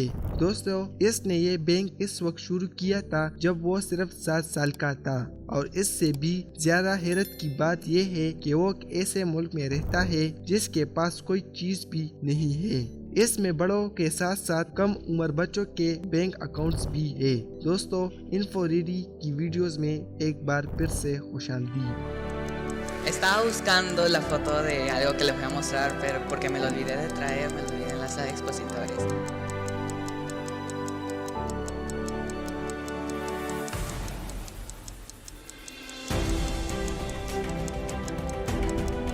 ये है उज़े, जिसने सबको हैरान कर दिया। جب اس نے اسکول جانا شروع کیا تو اسے اپنے اسکول میں چیزوں پر بہت زیادہ پیسہ خرچ کرتے ہوئے دیکھا۔ وہ یہ دیکھ کر حیران رہ گیا کہ والدین اپنے بچوں کو پیسے کے بارے میں کچھ نہیں سکھاتے۔ جب ایسے اپنے بینک کا خیال پیدا ہوا تو اس نے پیسہ بچانا ضروری سمجھا۔ جب اس نے بینک کھولا تو صرف 20 طالب علموں کو ڈیبٹ کارڈ کے ذریعے اپنے الاؤنس کو سیونگ اکاؤنٹ میں تبدیل کر دیا۔ ہزاروں کلائنٹ اس سے رابطہ کر چکے ہیں۔ اس کے کلائنٹ نہ صرف پیسہ بچا سکتے ہیں بلکہ ماحولیات کو بھی بچا سکتے ہیں اور وہ اس سے اضافی پیسے بھی کما سکتے ہیں۔ جو لوگ پلاسٹک کا کچرا جمع کرتے ہیں اور اسے اوزے کے بینک میں لاتے ہیں، اس کے بدلے میں اپنے بچت کھاتوں میں رقم بھی جمع کراتے ہیں۔ اوزے بچوں کے لیے بہت سارے مالیاتی خدمات پیش کرتا ہے۔ حیران کی بات یہ ہے کہ اسکول کیوں نہیں سکھاتا؟ میرے خیال میں یہ تعلیم کا ایک حصہ ہونا چاہیے۔ اوزے طالبہ کو ایک چھوٹا سا کام پیش کرتا ہے تاکہ وہ اسکول جا سکے اور ہر روز کھانا کھا سکے۔ چاہے ان کے والدین کے پاس پیسے نہیں ہو، وہ بینک کو تھوڑی مقدار میں پلاسٹک کی ری سائیکلنگ میں واپس کر سکتے ہیں۔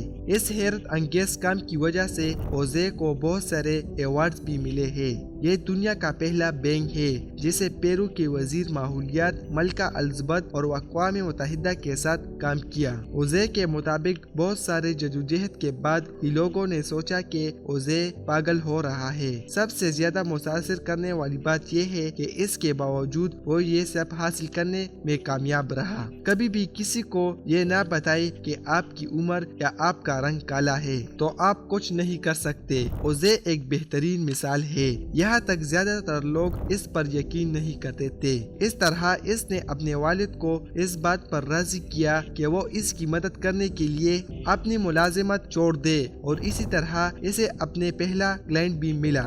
ایک نوجوان لڑکا نہ صرف بڑوں کے لیے بلکہ دوسرے بچوں کے لیے بھی ایک اچھی مثال پیش کر سکتا ہے۔ اس لیے صرف بچوں کو انجینئر ڈاکٹر کے پیچھے نہیں لگائے۔ دنیا میں بچے بہت کچھ بڑا کرنا چاہتے ہیں، اس لیے بچوں پر دباؤ مت ڈالے تاکہ وہ اپنی زندگی کے ساتھ ساتھ دوسروں کی بھی مدد کر سکے۔ دوستو، آج کی ویڈیو آپ سب کو اچھی لگی ہوگی۔ ملتے ہیں دوسرے ویڈیو میں۔ اللہ حافظ۔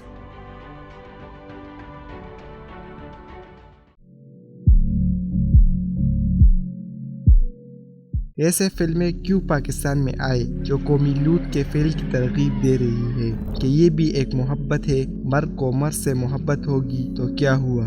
ایک فلم ہے، اس کا نام ہے جوائے لینڈ۔ ناظرین، یہ ایک ایسی فلم ہے جس میں جنس پرستی کو پروموٹ کر رہے ہیں، اس کو شیشے کے گلدان میں سجا کر پیش کر رہے ہیں اس سوسائٹی کو، لیکن اس فلم کی وجہ سے پورے ملک میں ہنگامہ کھڑا ہو چکا ہے۔ اب سوچ رہے ہوں گے کہ اس کو کیوں پاکستان میں بنایا گیا اور کیوں پاکستانیوں کو شامل کیا گیا۔ دوستو، انفو ریڈی کی ویڈیوز میں ایک بار پھر سے خوش آمدید۔ جوائے لینڈ نامی اس فلم کی خاصیت اس کے غیر روایتی موضوع کے علاوہ اس کی کہانی، اس کے کردار اور اس کی ڈائریکشن اور پروڈکشن تھی۔ اس فلم کی سب سے اسپیشل بات یہ ہے کہ یہ پہلی فلم تھی جو ایک اتنے بڑے فیسٹیول میں گئی۔ اگر پاکستان میں ریلیز نہیں ہو پاتی ہے فلم تو آسکرز میں جانے میں بھی اس کو دقت ہوگی۔ دکھایا جا رہا ہے کہ ایک لڑکا جو ہے وہ ایک خواجہ سرا کے ساتھ اس کی دوستی ہو جاتی ہے، حالانکہ وہ شادی شدہ ہوتا ہے۔ وہ اس کی پروموشن نہیں ہے، وہ اس کی عکاسی ہے، جو کہ شاید ہمارے اقدار کے حساب سے ٹھیک نہیں ہے، لیکن لوگ ہمیشہ اقدار کے حساب سے کام نہیں کرتے۔ ناظرین، اس فلم کے رائٹر سائم صادق اور پروڈیوسر امریکن اور انڈین ہے۔ اس فلم میں ہم جنس پرستی کو بالکل پاک، صاف اور جائز قرار دیا گیا ہے۔ اس فلم پر پاکستانی 1 روپیہ بھی استعمال نہیں کیا گیا، بلکہ فارن فنڈنگ اور NGO کی شراکت سے بنائی گئی ہے۔ اس فلم سے ثابت ہوتا ہے کہ یہ فلم پاکستانی معاشرے کو تباہ کرنے کے لیے بنائی گئی ہے۔ ہمارے ملک میں چند ایسے لوگ ہیں جو ہمارے ملک اور دین کو بدنام کر رہے ہیں۔ اس فلم میں ایک صاحب ہے جو کہ پیروں سے اپاہج ہے، ان کے 2 بیٹے ہیں اور ان کا راجپوت فیملی سے تعلق ہے۔ وہ خواہش رکھتے ہیں کہ اس کے جو 2 بیٹے ہیں وہ آگے ان کو پوتے دے، پوتیاں نہیں۔ انہیں دونوں بیٹوں سے یہ خواہش ہے لیکن اس کے ایک بیٹے کو ٹرانسجینڈر سے محبت ہو جاتی ہے اور وہ اس سے شادی کرنا چاہتے ہیں۔ سٹوری آگے چلی جاتی ہے، لیکن یہاں صورتحال یہ ہے ناظرین کہ اس کو فرانس کے بلکہ دنیا کے بڑے فیسٹیول میں کئی ایوارڈ سے نوازا گیا۔ ناظرین PDM گورنمنٹ نے اس کو نہ صرف ریلیز کرنے کی اجازت دی، باقاعدہ طور پر سینیٹر مشتاق احمد نے آن ایئر سرٹیفکیٹ بھی دکھا دیا۔ 1998 کی بات ہے، ایک شخص تھا جس نے 100 بچوں کا قتل کیا تھا۔ وہ بچوں سے زیادتی کرتا تھا اور پھر تیزاب کے بھرے ہوئے ڈرم میں ان بچوں کو ڈال کر مار دیتا تھا۔ وہ گرفتار ہوا، اس کو عمر قید کی سزا ہوئی، بعد میں پھانسی کی بھی ہوئی۔ اس پر ایک فلم بنائی گئی تھی اقبال، تاکہ اس فلم کو لوگ دیکھ کر عبرت لے۔ پاکستان میں اس فلم کو ریلیز نہیں دیا، وہ فلم بین کر دی گئی۔ ایک ایسی فلم جس میں ایک مجرم کو عبرت کا نشان بنا کر پیش کیا گیا، اس کو بین کیا گیا۔ مگر ایک ایسی فلم جو کہ ہم جنس پرستی کو فروغ دے رہی ہے، ہمارے ملک میں اس کو نہ صرف سینسر بورڈ اجازت دیتی ہے بلکہ اس کو پروموٹ بھی کر رہی ہے۔ آج کل بچوں کے ایسے اینیمیشن مووی ہے جہاں جنس پرستی کو فروغ دی جا رہی ہے۔ اب دور وہ آ گیا ہے کہ لڑکے کو لڑکے سے اور لڑکی کو لڑکی سے بچانا ہے۔ آپ نے بڑا کڑا دور آ رہا ہے، پہلا قانون پاس کروایا اور اب اسی طرح فلمیں چلا کر باقاعدہ پروموشن کی جا رہی ہے۔ ایسی گندی اور گیلونی فعل سے قومی لوٹ پر غضب آیا تھا۔ خدا سے ڈرنا چاہیے اور دل میں ارادہ کر کے جہاں بھی ہم ہو سکے اپنی آواز کم از کم اٹھائیں گے، چاہے آفس ہو، سوشل میڈیا ہو، دفتر ہو یا گھر ہو۔ اور ہم کبھی بھی چین سے نہیں بیٹھیں گے جب تک ہمارے ملک پاکستان کے اندر وہ قوانین نہ ہو اور وہ نافذ نہ ہو جو اللہ تعالی کی شریعت کے مطابق ہو۔ دوستو ہمیں دے اجازت، ملتے ہیں دوسرے ویڈیو میں۔ اللہ حافظ۔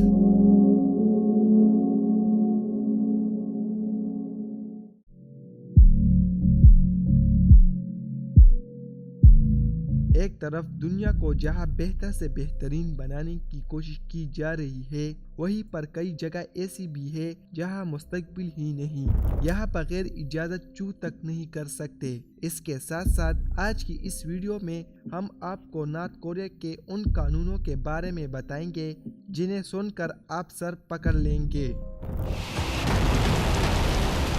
North Korea has launched a missile over Japan, sparking anger in Tokyo.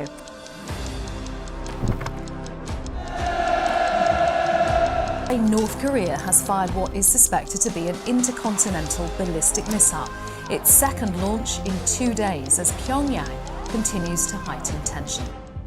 North Korea میں خود کی مرضی کے بال بھی نہیں رکھ سکتے۔ عورتوں کے لیے 28 اور مردوں کے لیے 10 طرح کے ہیئر سٹائل ہے۔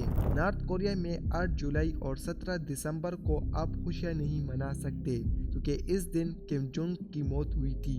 نارتھ کوریا میں اپنا الگ انٹرنیٹ چلتا ہے جو صرف کورین زبان میں ہے۔ اس ملک کے کتابوں میں صرف کم جونگ کے بارے میں پڑھایا جاتا ہے اور اس ملک کے لوگ باہر دنیا سے بالکل ناخبر ہے۔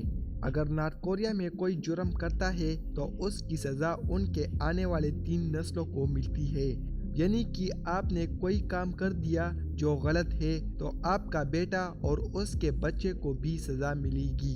آپ کو بتاتے چلے کہ نارتھ کوریا میں آپ اپنی مرضی سے اپنے گھر کو رنگ بھی نہیں کر سکتے۔ وہ اپنی سرکار کے مطابق گرے کلر ہی پینٹ کریں گے اور ان پر کم جونگ کے تصویریں بھی لازمی لگانا ہوگا۔ نارتھ کوریا میں صرف خاص لوگ ہی انٹرنیٹ چلا سکتے ہیں۔ اس کے علاوہ نارتھ کوریا کے ہر گھر میں سرکاری ریڈیو لگا ہوا ہے جو کہ آپ بند بھی نہیں کر سکتے۔ نارتھ کوریا میں صرف 3 ٹی وی چینلز ہیں جو کہ سرکار کے مطابق ہی چلتے ہیں۔ نارتھ کوریا کے پاس دنیا کی سب سے بڑی فوج ہے، ایسا نارتھ کوریا کہتا ہے۔ یہاں کے سرکار نے کم جونگ یون ایک ماڈل سٹی بنائی ہے تاکہ ساؤتھ کوریا سے آنے والے وزٹرز کو اچھے طریقے سے ٹریٹ کیا جا سکے۔ اگر آپ اس سٹی کو باہر سے دیکھیں گے تو آپ کو لگے گا کہ یہ تو بہت اچھی سٹی ہے، اور یہاں ضرور جانا چاہیے۔ آپ کو یہ بھی بتا دے کہ اب تک 23,000 لوگ نارتھ کوریا سے ساؤتھ کوریا جا چکے ہیں، لیکن وہاں سے صرف 2 ہی لوگ واپس آ چکے ہیں۔ یہاں تک نارتھ کوریا میں جینس پینٹ پر بھی پابندی ہے۔ صرف یہ نہیں، نارتھ کوریا میں صرف فوجی اور سرکاری لوگ ہی گاڑی رکھ سکتے ہیں، باقی لوگ پیدل چلے یا پبلک ٹرانسپورٹ یوز کرے۔ کم جونگ یون نے اپنے چچا کو 120 کتوں کے پنجرے میں ڈال کر مار دیا تھا۔ اس کا قصور صرف اتنا تھا کہ کم جونگ یون ایک سپیچ کر رہا تھا اور اس کا چچا سو گیا تو اس نے ہمیشہ کے لیے سلا دیا۔ نارتھ کوریا میں آپ بیکاریوں کے فوٹو نہیں کھینچ سکتے کیونکہ کم جونگ یون نہیں چاہتے کہ باہر کی دنیا کو پتہ چلے کہ نارتھ کوریا میں بیکاری ہے یعنی غریب ہے۔ نارتھ کوریا میں آپ کسی بھی ریلیجن کی کتاب نہیں پڑھا سکتے۔ یہاں اگر ان کو پتہ چلتا ہے تو آپ کو مارنے میں کوئی بھی ٹائم ضائع نہیں کریں گے۔ اگر آپ نارتھ کوریا گھومنے کا پلان کر رہے ہیں تو آپ کو بتا دیں کہ آپ موبائل گھر پر ہی رکھ لیں، کیونکہ وہاں جانے پر آپ کے موبائل کو ایئرپورٹ پر لیا جائے گا۔ جب آپ نارتھ کوریا سے واپس جائیں گے تب ہی آپ کو موبائل ملے گا۔ نارتھ کوریا میں ہر 5 سال بعد الیکشن ہوتا ہے۔ عجیب بات یہ ہے کہ اس کے برابر کوئی الیکشن لڑنے کے لیے نہیں ہوتا، اس لیے اگر ووٹ ڈالنا ہے تو صرف کم جونگ یون کو۔ دوستو، یہ تھی نارتھ کوریا کے رولز اینڈ لا۔ یقیناً آپ سن کر آپ کا سر چکرا کر ضرور ہوا ہوگا۔ دوستو، امید ہے آج کی ویڈیو آپ سب کو اچھی لگی ہوگی۔ ملتے ہیں دوسرے ویڈیو میں۔ اللہ حافظ۔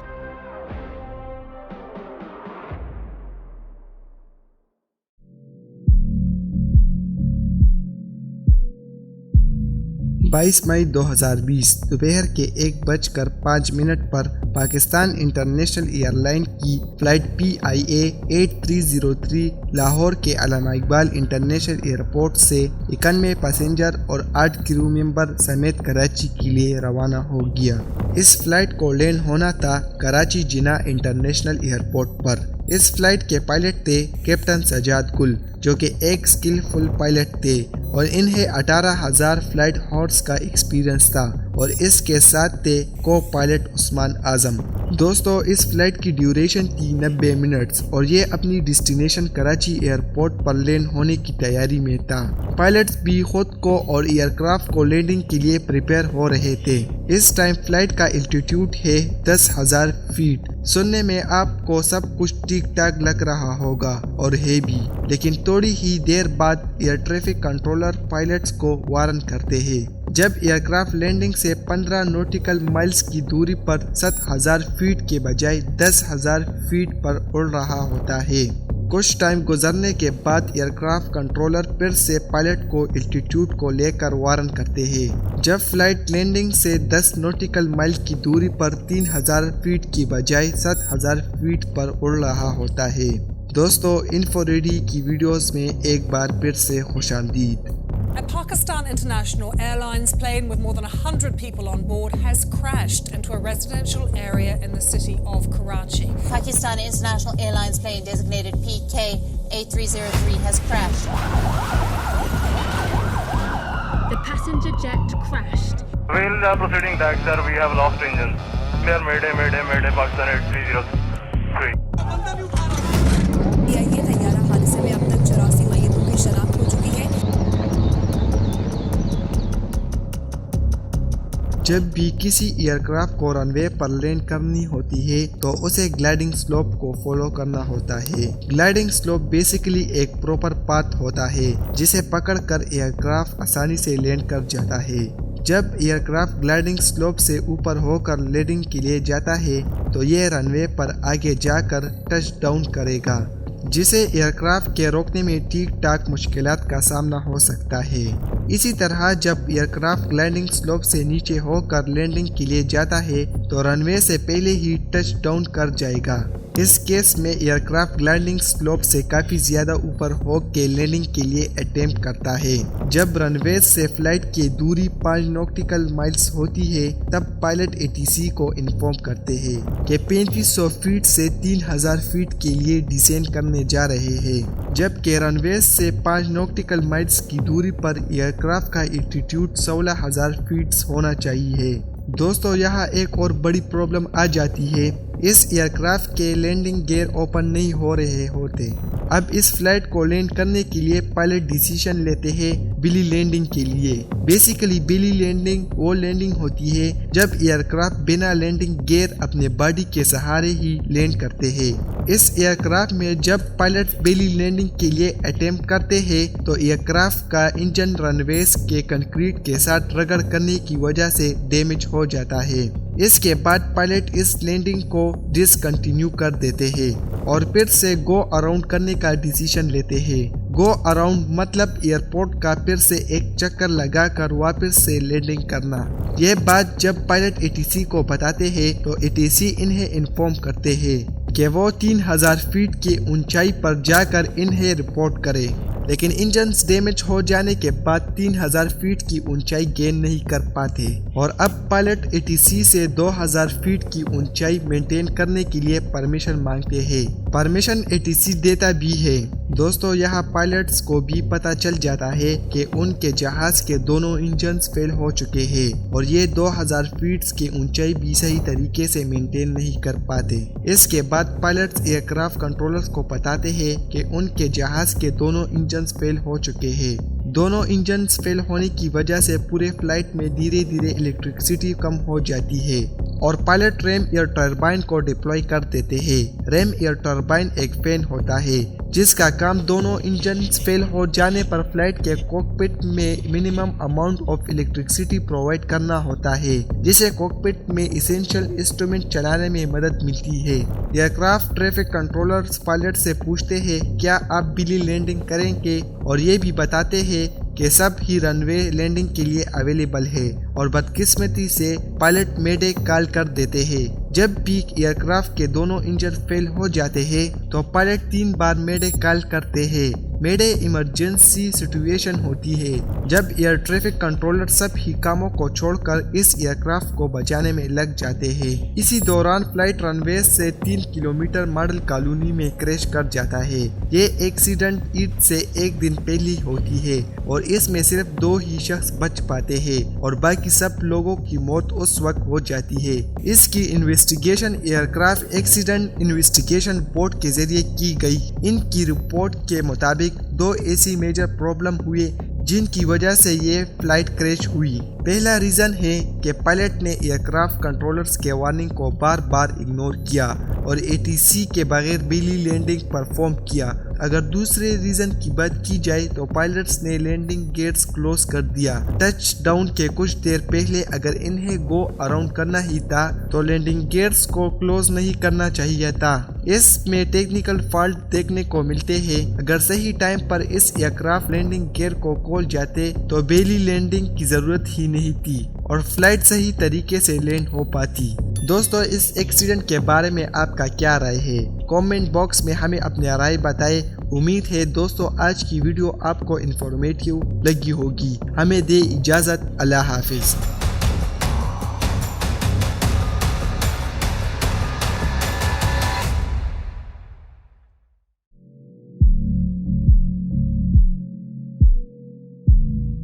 रशियन प्रेसिडेंट व्लादिमीर पुतिन की सिक्योरिटी के लिए हाईली ट्रेन ऑफिसर हर वक्त और हर जगह तैयार रहती है। इन ऑफिसर की कुल तादाद 2000 से 3000 मानी जाती है। इन्फो रेडी में एक बार फिर से खुशामदीद।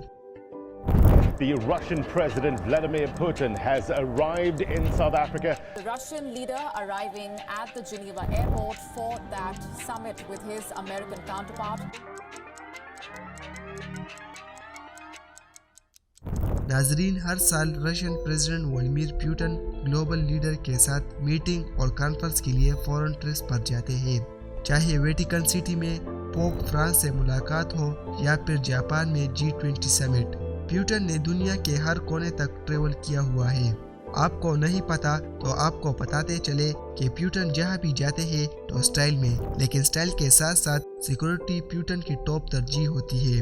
वो शख्स जिस पर कई कातिलाना हमलों के वार हुए, वो ट्रेवल करते वक्त सुकून के 2 सांस कैसे लेता होगा? इनके साथ मौजूद सिक्योरिटी फोर्स की आर्मी दुनिया की किसी भी कोने में पुतिन को प्रोटेक्ट करने के लिए हर वक्त तैयार रहती है। پھر چاہیے پیوٹن ہوائی جہاز میں سفر کیوں نہ کر رہے ہو۔ صبح سے پہلے ناشتے اور 2 گھنٹے ایکسرسائز کے بعد پیوٹن کے پروٹوکول کا سلسلہ شروع ہو جاتا ہے، اور وہ بھی ہیلی کاپٹر کا پروٹوکول۔ جی ہاں، دنیا میں کئی پریزیڈنٹ گاڑیوں کے بجائے ہیلی کاپٹر کو پریفر کرتے ہیں، لیکن پیوٹن کے کیس سے 2 ہاتھ آگے ہے۔ پیوٹن اپنے گھر اور آفس جانے کے لیے زیادہ تر ہیلی کاپٹر استعمال کرنے کی وجہ سے خاصا مشہور ہے، اور وہ بھی Mi-8 ہیلی کاپٹر۔ پیوٹن کے پاس ایسے 2 ہیلی کاپٹرز موجود ہیں۔ جہاں ہیلی پیڈ نہیں ہوتے تو وہاں روڈ تو ہوتے ہیں، اور پیوٹن جب گاڑی میں ٹریول کرتے ہیں تو وہ اپنے سیکورٹی اور کمفرٹ پر بالکل کمپرومائز نہیں کرتے۔ ان کی گاڑی کی بات کی جائے تو یہ دنیا کی سب سے زیادہ سیکور گاڑی مانی جاتی ہے، اور سیکورٹی کے حساب سے یہ گاڑی امریکن پریزیڈنٹ کی گاڑی کو ٹھیک ٹاک ٹکر دیتے ہوئے ہے۔ یہ گاڑی ہر اینگل سے بوم بلیٹ پروف ہونے کے ساتھ ساتھ اس میں انتہائی ایڈوانس کمیونیکیشن سسٹم بھی انسٹال کیا گیا ہے، اور اگر کسی حملے کے نتیجے میں اس گاڑی کے چاروں ٹائرز پٹ بھی ہو جائے تب بھی یہ 80 کلومیٹر کی سپیڈ سے 30 کلومیٹر کا سفر آسانی سے طے کر سکتے ہیں۔ جیسے ہی پیوٹن کی گاڑی چلنا شروع ہوتی ہے، گاڑی کو چاروں طرف سے اسکواڈ کیا جاتا ہے۔ پیوٹن کے گاڑی کے ٹوٹل 10 ڈرائیور ہیں، اور یہ کوئی عام ڈرائیور نہیں بلکہ ہائیلی ٹرین آفیسر ہوتے ہیں جن کی ٹریننگ میں پورے 10 سال لگتے ہیں۔ یہ ڈرائیور ڈرائیون کے ساتھ ساتھ کمانڈو ٹرین بھی ہوتے ہیں، جو کسی بھی صورتحال میں پیوٹن کو سیکور رکھنے کی صلاحیت رکھتے ہیں۔ ان ڈرائیور کی مہارت کا اندازہ ایسے لگا لے کہ یہ ڈرائیور ایک ہی وقت میں فائرنگ کرنے اور ریورس گاڑی چلانے میں بھی مہارت رکھتے ہیں۔ پیوٹن کے سفر شروع ہونے سے ختم ہونے تک چھوٹی سی چھوٹی چیز بھی پری پلان ہوتی ہے۔ گاڑی کون سی لائن میں چلے گی، کون سی گاڑی آگے اور کون سی پیچھے ہوگی، کون سے گیٹ سے انٹری ہوگی، دروازہ کون کھولے گا، اور حتیٰ کہ کس نے کون سے کپڑے پہنے ہوں گے۔ سمندر پار سفر کرنا ہو تو ظاہر ہے اس کے لیے ہوائی جہاز ہونا ضروری ہے۔ 2018 میں رشین پریزیڈنٹ پیوٹن اور امریکن پریزیڈنٹ ڈونلڈ ٹرمپ کی ایک تاریخی ملاقات فن لینڈ میں ہوئی، جس میں ٹرمپ ایئر فورس 1 کے ذریعے لینڈ ہوئے تو پیوٹن نے ایئر فورس 1 کے رشیا ورژن میں انٹری ماری۔ یہ جہاز خاص طور پر رشین پریزیڈنٹ کے سفر کے لیے تیار کیا گیا تھا، اور ایسے 4 جہاز بنائے گئے تھے۔ یہ جہاز رشین پریزیڈنٹ پیوٹن کے ہوائی آفس بھی کہلایا جاتا ہے۔ اس جہاز میں ہر وہ چیز موجود ہے جو پیوٹن کے زمین پر آفس میں ہوتی ہے۔ سیکورٹی ایجنسی کو سیکرٹ آرڈرز پاس کرنے سے لے کر نیوکل ویپن انگیج کرنے تک تمام چیزیں پیوٹن ہوائی جہاز میں اپنے کیبن میں بیٹھے بیٹھے کر سکتے ہیں۔ ساتھ ہی ساتھ ایئرکرافٹ میں انتہائی ایڈوانس اور ماڈرن کمیونیکیشن سسٹم لگا ہے، جس کے ذریعے دنیا کے کسی بھی کونے میں کتنی بھی اونچائی سے سیکرٹ میسج بھیجا جا سکتا ہے۔ پیوٹن کے اس جہاز میں ایک جم، عالیشان bed room, conference room, dining hall اور کچن بھی موجود ہے، جہاں پر پرواز کے دوران ہی مختلف کھانے پکائے جاتے ہیں۔ ہوائی جہاز سے ہٹ کر بات کی جائے تو پیوٹن ریلیز ہونے کے لیے اپنے دوستوں کے ساتھ اپنے سپر یوٹ میں بھی سفر کرتے ہیں، جس میں 24 کرو ممبر کے علاوہ 6 خوبصورت کیبن اور 2 VIP سویٹس بھی موجود ہیں۔ چاہے یہ زمین، پانی یا ہوا، اسے پیوٹن جب بھی ٹریول کرتے ہیں اس سٹائل سے کرتے ہیں، اور لوگوں کو ان کا سٹائل بھی پسند آتا ہے۔ آپ کو یہ ویڈیو بہت پسند آئی ہوگی۔ اگر آج کی ویڈیو آپ کو انٹرسٹنگ اور انفارمیٹیو لگی ہو تو ویڈیو کو لائک، چینل کو سبسکرائب کریں تاکہ ہر ویڈیو آپ کو ٹائم پر ملے۔ اللہ حافظ۔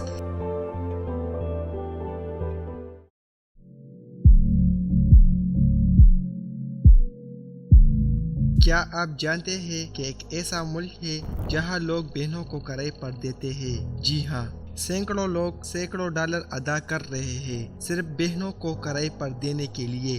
یہاں کیا ہو رہا ہے، یہ جگہ کیا ہے، اور لوگ کرائے پر کیوں لے رہے ہیں؟ دوستو، انفو ریڈی کی ویڈیوز میں ایک بار پھر سے خوش آمدید۔ Loneliness is such a serious social issue in Japan that there is a service that allows you to rent a family. Companies throughout Japan that provide fake families for people who are lonely. I'm not making this up. And I thought, why don't I get a fake family while I'm here in Tokyo? دوستو، Tokyo Japan میں ہم آپ کو یوچی ایشی سے متعارف کرواتے ہیں۔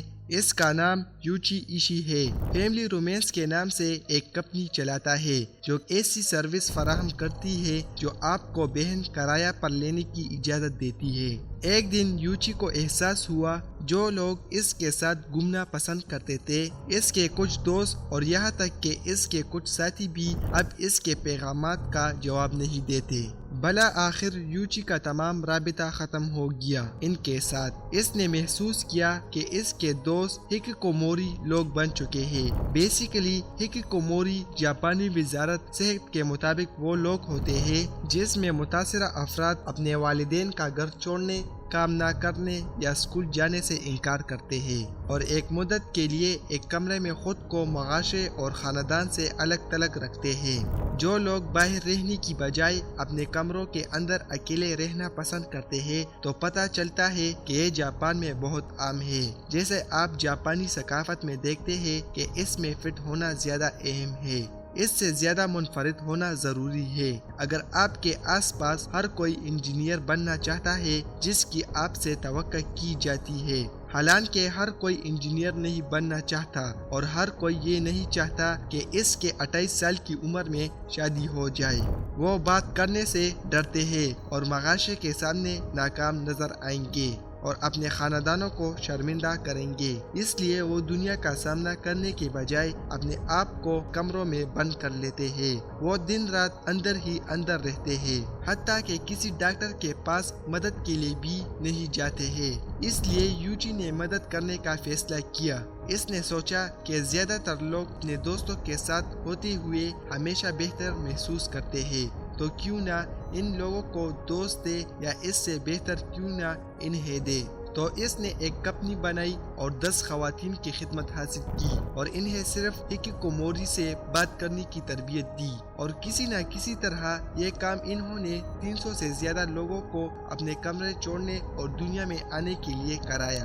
یوچی کوئی ڈاکٹر نہیں ہے، وہ صرف ایک آدمی ہے جس نے لوگوں کو دیکھا جو اکیلے تھے اور انہیں کمپنی دینے کا فیصلہ کیا، کیونکہ بعض اوقات خوش رہنے کے لیے بس اتنا ہی ہوتا ہے۔ دوستو، آج کی ویڈیو آپ سب کو اچھی لگی ہوں گی۔ ملتے ہیں دوسرے ویڈیو میں۔ اللہ حافظ۔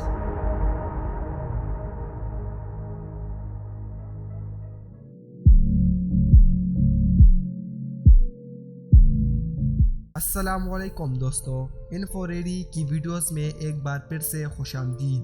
ایلن ماسک آج دنیا کے امیر ترین انسان ہے اور اب ٹویٹر کے اونر بھی۔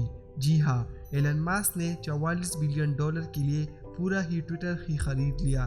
ٹویٹر جو ایک پبلک سوشل میڈیا کمپنی تھی، اب وہ ایلن ماسک پرائیویٹ اون کرے گا، اور ٹویٹر جس بیس پر فنکشن کرتا ہے اس میں امپورٹنٹ چینجز بھی کرے گا۔ ایلن ماسک کے 2 مین آبجیکٹیو ہیں، ایک کہ ٹویٹر کو فری اسپیچ سے بھرا پلیٹ فارم بنائے، اور دوسرے کہ ٹویٹر پہ اسپیم اکاؤنٹ جو دوسرے لوگوں کو ٹرول کرنے کا کام کرتے ہیں انہیں ایلیمینیٹ کر دے۔ لیکن ایک اور ریزن ہے، تیسرا ریزن جو ایلن ماسک سب سے چھپا رہا ہے۔ کیا ہے وہ ریزن؟ آج کی اس ویڈیو میں آپ کو آخری تک سمجھائیں گے۔ Now to Twitter and the demands from the social media giant's new boss, Elon Musk. Return to the office or lose your job. The world's richest man bought the social media platform last week. He tweeted to say that he was forced to make the cuts because Twitter was losing nearly $4 million a day. Twitter CEO Elon Musk. As Elon Musk, who brought the company for $44 billion, looks to take it in a different direction. Twitter نہ ہی سب سے زیادہ پیسے کمانے والا plate form ہے، نہ ہی سب سے زیادہ یوزرز والا۔ پچھلے سال ٹویٹر نے صرف 5 بلین کا ریونیو کیا تھا، اور 2017 میں ٹویٹر پر صرف 217 ملین ڈیلی یوزرز تھے۔ یہ نمبر بڑا ضرور ہے، لیکن دوسرے سوشل میڈیا پلیٹ فارم کو دیکھیں۔ یوٹیوب نے پچھلے 1 سال میں $28 بلین کمائے، امیزون نے $30 بلین اور فیس بک نے $117 بلین صرف پچھلے 1 سال میں کمائے۔ اکانومکس کی بات کی جائے تو ٹویٹر اسپیشل نہیں، لیکن پھر بھی ٹویٹر اسپیشل ہے۔ ٹویٹر اکلوتا ایسا پلیٹ فارم ہے جو اپنی شروعاتی دنوں میں جیسا تھا ویسے ہی ہے۔ ٹویٹر اکلوتا ایسی جگہ ہے جہاں ریٹن کنٹینٹ آج بھی کنگ ہے، اور ہر یوزر چھوٹا یا بڑا ایک کریٹر ہے۔ پولیٹیشین سے لے کر فائنینشیل گرو تک ہر کوئی ٹویٹر پر ایکٹیو ہے۔ ایلن ماسک خود ٹویٹر پر کافی ایکٹیو ہے، ان کے خود 120 سے زیادہ فالوورز ہیں، اور وہ ٹاپ 10 موسٹ فالوور اکاؤنٹ میں سے ایک ہے۔ انہوں نے کچھ ہی دنوں پہلے ٹویٹر میں 9.2% اسٹیک خریدا تھا، اور وہ لارجسٹ ہولڈر بنے تھے، لیکن انہوں نے ٹویٹر کا بورڈ جوائن نہیں کیا۔ انہوں نے کہا میرے انویسٹ کرنے کے بعد مجھے ریئلائز ہوا کہ کمپنی جب تک پرائیویٹ کمپنی نہیں بنتی تب تک وہ فری اسپیچ کبھی بھی پروموٹ نہیں کرے گا۔ ٹویٹر میں ایک بہت بڑا پرابلم تھا جو ایلن ماسک حل کرنا چاہتے تھے، وہ ہے فریڈم آف اسپیچ۔ ٹویٹر کہتا ضرور ہے کہ وہ سیف کنورسیشن کو پروموٹ کرنا چاہتے تھے۔ ایلن ماسک مانتے ہیں کہ فری اسپیچ پر لیمٹس ہونی چاہیے، لیکن یہ لیمٹ صرف وہ ملک لگا سکتا ہے جہاں ٹویٹر آپریٹ کرتا ہے۔ ایلن ماسک مانتے ہیں کہ وہ الگوریدمز جو یہ ڈیسائیڈ کرتے کہ کون سا کنٹینٹ چلائے گا وہ پبلک ہونا چاہیے۔ اب بات کرتے ہیں اس تیسرے ہڈن ریزن کے بارے میں جو ایلن ماسک سب سے چھپا رہا ہے۔ ایلن ماسک ایک ہی ٹویٹ سے بٹ کوائن کی پرائس کو اوپر نیچے کر سکتا ہے اور کروڑوں کا ویلتھ جنریٹ یا ڈسٹروائے کر سکتا ہے۔ ایک ٹویٹ سے ایلن ماسک یہ اناؤنس کر دیتے ہیں کہ اب بٹ کوائن 30 لاکھ کے ساتھ خریدی جا سکتی ہے۔ اس ڈیسیژن کے بعد بٹ کوائن کے پرائس آل ٹائم ہائی تک پہنچا جاتا ہے اور پھر یہ کہہ کر کہ بٹ کوائن معاشرے کے لیے ٹھیک نہیں، یہ کہہ کر اپنے ہی ڈیسیژن واپس بھی لیتا ہے، جس کے بعد بٹ کوائن کے ڈیتھ ہونے کا نام نہیں لیتے۔ آج کی دنیا میں ایلن ماسک سب سے بڑے فائنینشیل انفلوئنسر ہے۔ ایلن ماسک ایک ایسا انسان ہے جسے فائنینشیل ٹویٹ کرنے سے پہلے SEC سے پرمیشن لینی پڑتی ہے، کیونکہ لوگ ان سے انفلوئنس ہو کر اسٹاک مارکیٹ میں کوئی بھی ڈیسیژن لے سکتا ہے۔ یہ پاور ایلن ماسک اپنے ہاتھ سے نہیں چھوڑنا چاہتے ہیں۔ آپ کے اور میرے فریڈم آف اسپیچ کے بارے میں پتہ نہیں، لیکن ایلن ماسک خود کو فریڈم آف اسپیچ کے بارے میں سوچتے ہیں۔ اب ہونے والا یہ ہے کہ ٹویٹر جو کہ پبلک کمپنی تھی اب پرائیویٹ کمپنی بن جائے گی اور پورا کنٹرول ایلن ماسک کے ہاتھ میں ہوگا۔ آنے والے دنوں میں ٹویٹر ایک انٹرسٹنگ پلیٹ فارم ہونے والا ہے۔ آپ کیا کہتے ہیں؟ کیا ٹویٹر فری اسپیچ کو سپورٹ کرے گا یا پھر ایک انسان کے ہاتھ میں اتنا زیادہ پاور ہونا ہمارے فیوچر کو اور فائنینشیل سسٹم کو ڈیمیج کرے گا؟ یہ تو آنے والی ہی دنوں میں پتہ چلے گا۔ دوستو، اگر ویڈیو اچھی لگی ہو تو چینل کو سبسکرائب کریں اور بیل نوٹیفیکیشن کو آن کریں۔ اللہ حافظ۔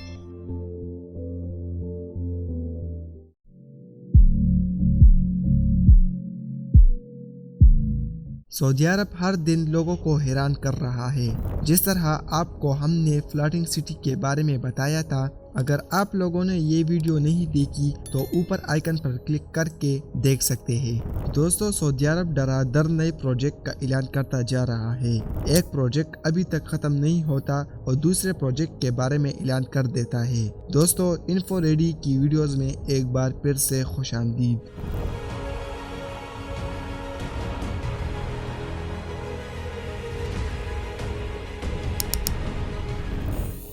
سعودی عرب نے دنیا کے سب سے بڑے ہوائی اڈوں میں سے ایک بنانے کے منصوبے کا اعلان کیا ہے، جسے کنگ سلمان انٹرنیشنل ایئرپورٹ کہا جائے گا۔ موجودہ حکمران ولی عہد شہزادہ محمد بن سلمان کی طرف سے انکشاف کی گئی کہ ریاض کے موجودہ ہوائی اڈے کنگ خالد انٹرنیشنل ایئرپورٹ کی جگہ پر تعمیر کیا جائے گا۔ ہوائی اڈے کا ڈیزائن سعودی عرب ثقافت کو ظاہر کرے گا تاکہ زائرین کے لیے ایک منفرد سفری تجربہ پیش کیا جا سکے۔ کنگ سلمان انٹرنیشنل ایئرپورٹ کی تعمیر سے ریاض دنیا بھر کے لیے گیٹ بنے گا۔ ریاض کے نیا ایئرپورٹ مشرق کو مغرب سے ملنے والے پل کا کام کرے گا۔ سعودی عرب کے ویژن کے مطابق ریاض کو دنیا کی 10 سب سے بڑے شہروں کی معیشتوں میں شامل کیا جائے گا۔ کنگ سلمان انٹرنیشنل ایئرپورٹ دنیا کے بڑے ایئرپورٹ میں سے ہوگا۔ یہ تقریباً 57 مربع کلومیٹر کے رقبے پر قائم ہوگا۔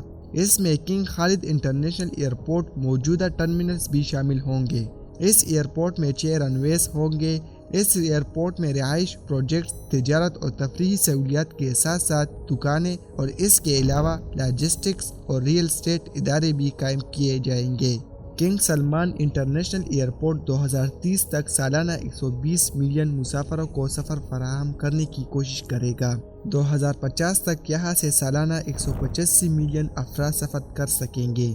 کنگ سلمان انٹرنیشنل ایئرپورٹ میں براہ راست اور بلے واسطہ طور پر 103,000 ملازمتیں پیدا کرے گی، جبکہ 3.5 ملین ٹن تک سامان کارگو کیا جا سکے گا۔ نئے ایئرپورٹ کی تعمیر سے غیر تیل GDP میں سالانہ 27 ارب ریال کا اضافہ ہوگا۔